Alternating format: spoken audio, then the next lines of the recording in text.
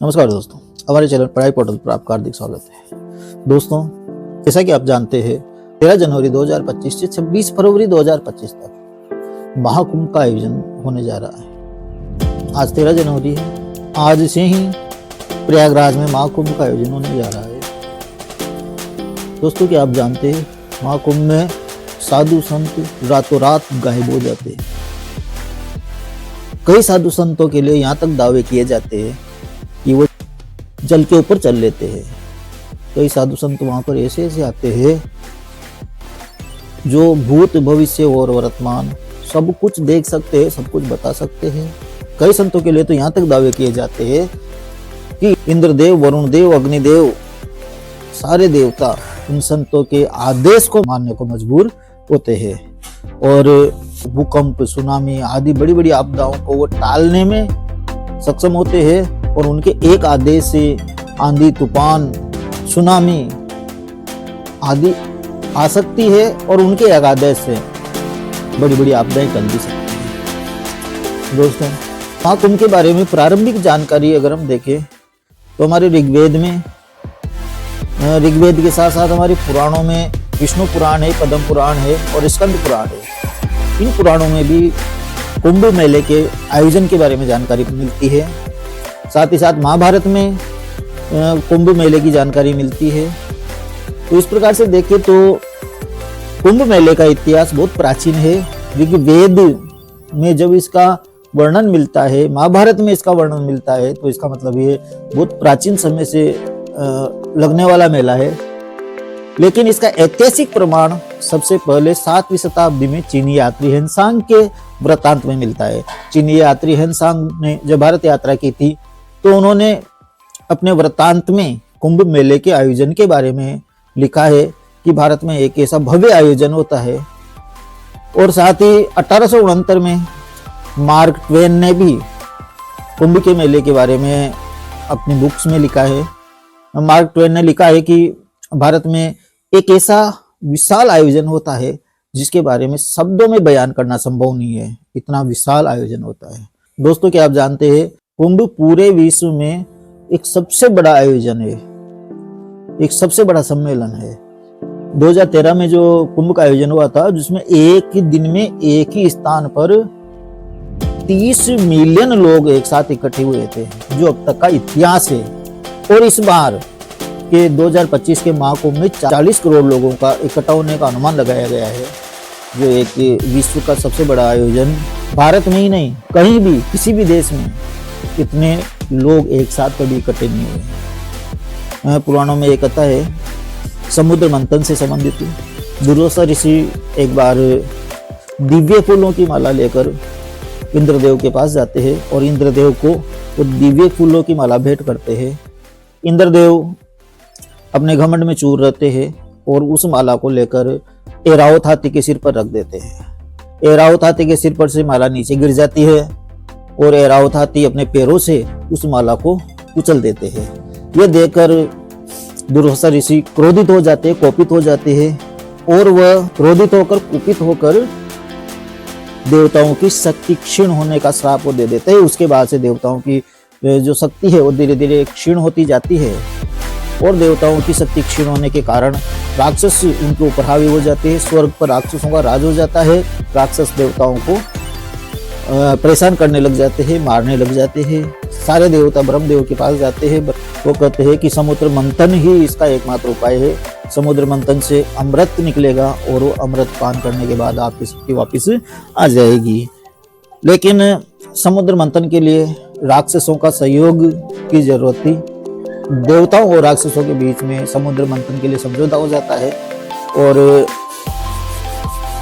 मंदराचल पर्वत की मथनी बनाई जाती है और वासुकी नाग की डोर बनाई जाती है और समुद्र मंथन किया जाता है।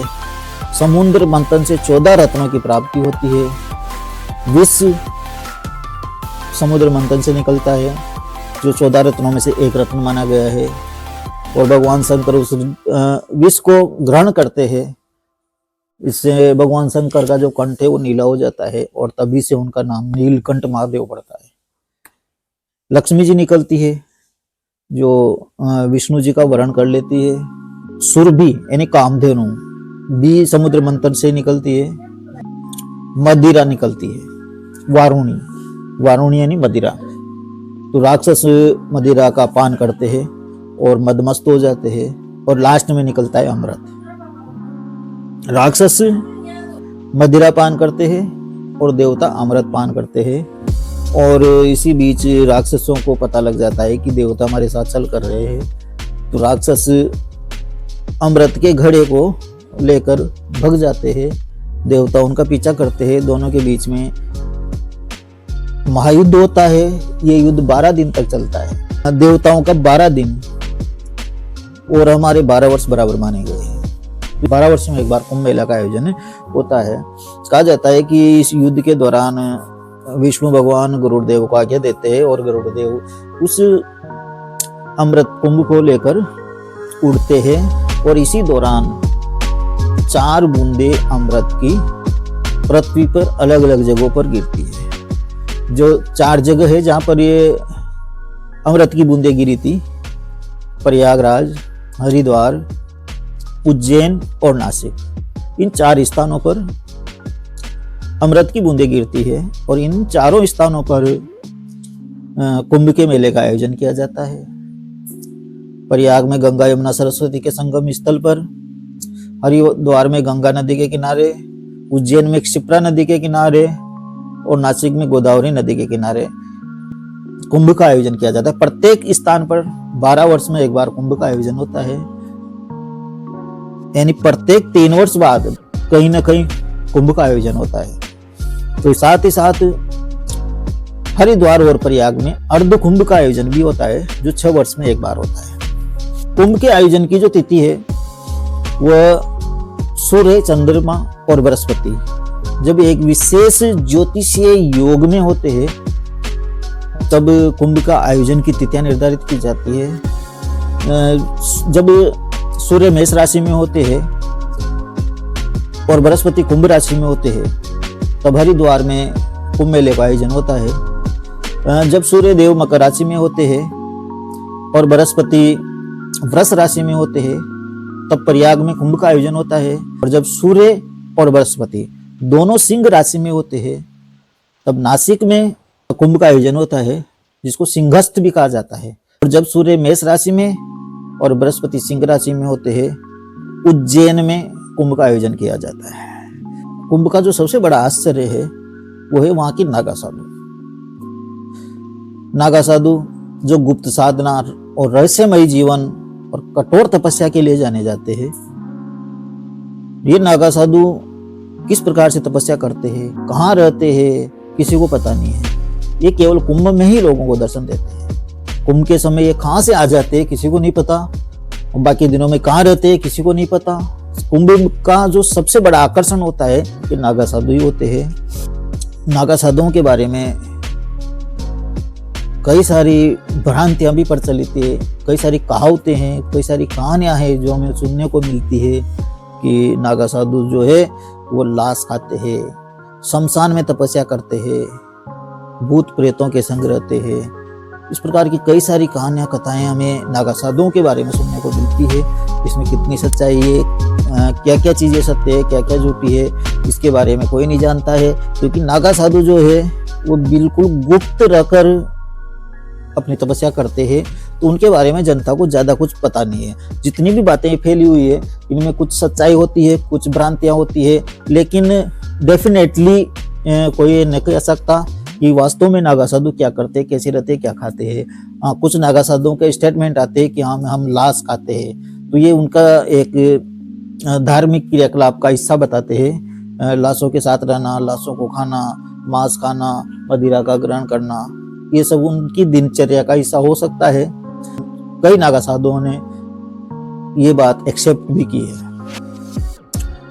नागा साधु जिनके पास कई चमत्कारिक शक्तियाँ होती है, कई सिद्धियाँ होती है, इन सिद्धियों के लिए भी नागा साधु जाने जाते हैं। और नागा साधुओं के साथ ही नागा साधुयाँ भी होती है। वैसे तो नागा साधुयाँ कहीं दिखती नहीं है लोगों को, लेकिन महाकुंभ में ये नागा साधुयाँ आकर्षण का केंद्र रहती है। ये बाकी दिनों में कहाँ रहती है, कैसी रहती है, कैसी तपस्या करती है, इसके बारे में कोई ज़्यादा जानकारी नहीं है। लेकिन इतना जरूर है कि नागा साधु या नागा साध्वी बनने के लिए बहुत कठिन तपस्या करनी पड़ती है, बहुत कठिन तप करना पड़ता है, तो सिद्धियाँ प्राप्त करनी पड़ती है। उसके बाद ही इनको नागा साधु या साध्वी होने की पदवी मिलती है। अलग अलग अखाड़े होते हैं, उन अखाड़ों में इनको शामिल किया जाता है। महिला नागा साधुओं को निर्वस्त्र रहने की अनुमति नहीं होती है, लेकिन उनके लिए एक नियम है कि वह केवल एक वस्त्र धारण कर सकती है, केवल एक वस्त्र धारण करती है, लेकिन निर्वस्त्र रहना उनको अलाउ नहीं होता है। और महिला नागा साधु भी पुरुष नागा साधुओं की तरह ही बहुत कठिन तपस्या करती है और सिद्धियां प्राप्त करती है। और आजकल तो किन्नर नागा साधु भी होते हैं। इस बाहर के महाकुंभ में किन्नर नागा साधु भी आकर्षण का केंद्र रहेंगे, जो आपको विभिन्न करतब दिखाएंगे और अपनी शक्तियों का परिचय देंगे। कुंभ का सबसे बड़ा आकर्षण होता है शाही स्नान। शाही स्नान करने का प्रथम अधिकार नागा साधुओं को ही होता है। नागा साधुओं के बाद महामंडलेश्वरों को कुंभ में स्नान करने का, शाही स्नान करने का अधिकार होता है। तो इसका मतलब पहला अधिकार जो कुंभ में स्नान करने का होता है वो इन नागा साधुओं को होता है। महामंडलेश्वरों को भी इनके बाद में गिना जाता है। अलग अलग अखाड़ों के जो नागा साधु है वो शाही स्नान करने के लिए हाथी, घोड़े, रथ आदि में सवार होकर और बाजे गाजे के साथ पूरे एक बड़े जुलूस के साथ शाही स्नान करने जाते हैं। और शाही स्नान का एक हमारे धर्म में बहुत बड़ा स्थान होता है। शाही स्नान करने से युगों युगों के पाप धुल जाते हैं, ऐसा कहा जाता है। शाही स्नान की जो तारीखें हैं इस साल 14 जनवरी को है, 29 जनवरी को है, 3 फरवरी को है, 12 फरवरी को है और अंतिम शाही स्नान है वो 26 फरवरी को किया जाएगा। कुंभ मेले को विश्व विरासत की सूची में भी शामिल किया गया है। और एक और खास बात यह है कि कुंभ मेले का जो दृश्य है वो अंतरिक्ष से भी दिखाई देता है। इतना विशाल मेला भरता है कुंभ का, इसकी विशालता, इसकी भव्यता का अनुमान इसे लगाया जा सकता है कि अंतरिक्ष से भी कुंभ मेले की गतिविधियां रिकॉर्ड की जा सकती है। एक बार पुनः आप सभी को कुंभ मेले की बहुत बहुत हार्दिक शुभकामनाएं। अगर आपको ये जानकारी पसंद आई हो तो हमारे चैनल को सब्सक्राइब कीजिए और बेल आइकन को दबाइए ताकि नए वीडियो का नोटिफिकेशन आपको मिल सके। मिलते हैं नेक्स्ट वीडियो में। जय भोले।